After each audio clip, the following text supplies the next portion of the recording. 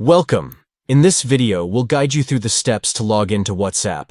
Follow these simple instructions to get started with WhatsApp on your device. Firstly, install the WhatsApp app by visiting the Google Play Store and searching for WhatsApp.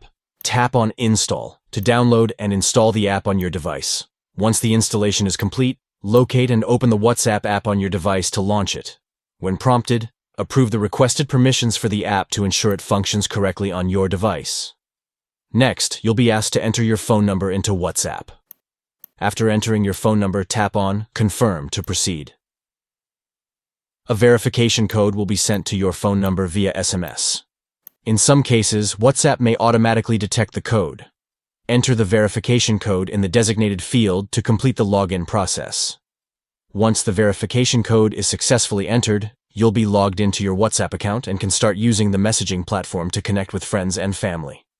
By following these steps, you can easily log into WhatsApp and begin using the app to send messages, make calls, and stay connected with your contacts.